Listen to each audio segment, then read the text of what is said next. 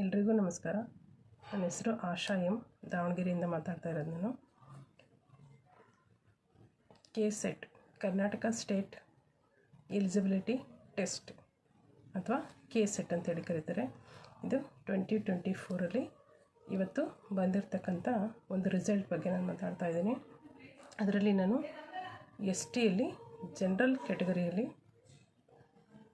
Eligible ಆಗಿರ್ತೀನಿ.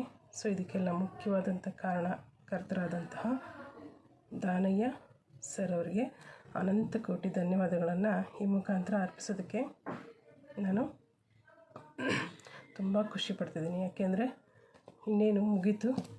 ನಾನು ಎಷ್ಟು ಸಲ ಪ್ರಯತ್ನ ಪಟ್ಟರು ನನ್ನ ಕೈಲಿ KSET ಪಾಸ್ ಮಾಡಲಿಕ್ಕಾಗಲ್ಲ ಅಂಥೇಳಿ ಕೈ ಚೆಲ್ಲಿ ಕುಳಿತಾಗ ದಾನಯ್ಯ ಸರ್ದು ವೀಡಿಯೋಸ್ ನೋಡ್ತಾ ಹೋದೆ. ಹೀಗೆ ವೀಡಿಯೋಸ್ ನೋಡ್ತಾ ಅವ್ರ ಬುಕ್ಸನ್ನು ಪರ್ಚೇಸ್ ಮಾಡಿಕೊಂಡು ಅವ್ರ ಬುಕ್ಸನ್ನು ಕೂಡ ಓದ್ತಾ ಅವ್ರ ವಿಡಿಯೋ ಕ್ಲಾಸಸ್ ಕೂಡ ಕೇಳ್ತಾ ಕೊನೆಗೆ ನನ್ನ ಒಂದು KSETನ್ನು ಎಲಿಜಿಬಲ್ ಆಗೋ ಮಟ್ಟಕ್ಕೆ ಅವರು ನೀಡಿರ್ತಕ್ಕಂಥ ಪ್ರತಿಯೊಂದು ರೀತಿಯ ಒಂದು ಇನ್ಸ್ಪಿರೇಷನ್, ಆಧುನಿಕ ವಿವೇಕಾನಂದ ಅಂತಲೇ ನಾನು ಅವ್ರನ್ನ ಕರಿತೀನಿ. ಯಾಕೆಂದರೆ ಅಷ್ಟೊಂದು ಸ್ಫೂರ್ತಿಯ ಚಿಲುಮೆ ದಾನಯ್ಯ ಸರ್ ಅವರು. ಅವರಿಗೆ ಅನಂತ ಕೋಟಿ ಧನ್ಯವಾದಗಳನ್ನು ಅರ್ಪಿಸ್ತಾ ಇದ್ದೀನಿ.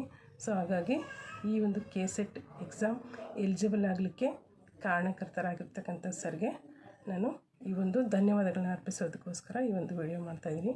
ಎಲ್ರಿಗೂ ಧನ್ಯವಾದ. ಅದರ ಜೊತೆಯಲ್ಲಿ ಅವರ ಮೇಡಮ್ ಮತ್ತು ಚಿನ್ನು ಹಾಗೆ ಸಮರ್ಥ ಎಲ್ರಿಗೂ ಕೂಡ ಧನ್ಯವಾದಗಳನ್ನು ತಿಳಿಸಿ ಸರ್ ಅಂತೇಳಿ ಈ ಮುಖಾಂತರ ತಿಳಿಸ್ತಾ ಇದ್ದೀನಿ.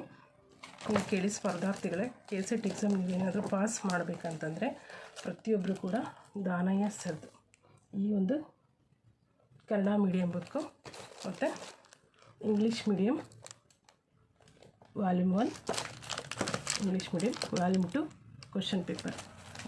ಸೊ ಇವುಗಳನ್ನು ಪರ್ಚೇಸ್ ಮಾಡಿರಿ ದಯವಿಟ್ಟು. ಪ್ರತಿಯೊಬ್ಬರು ಕಡೆ ಈ ಒಂದು ಬುಕ್ಸ್ಗಳಿರಲಿ. ಇವುಗಳನ್ನು ಪರ್ಚೇಸ್ ಮಾಡಿಬಿಟ್ಟು ನೀಟಾಗಿ ಓದಿ ಒಳ್ಳೆ ಅಂಕಗಳನ್ನು ಗಳಿಸಿ KSET ಎಕ್ಸಾಮನ್ನು ಪಾಸ್ ಮಾಡ್ಬೋದು. ನಾನು ಕೇವಲ 2 ಮಾರ್ಕ್ಸಿಂದ 4 ಮಾರ್ಕ್ಸಿಂದ KSET ಎಕ್ಸಾಮನ್ನು ಸುಮಾರು ಸಲ ಕಳ್ಕೊಂಡಿದ್ದೀನಿ.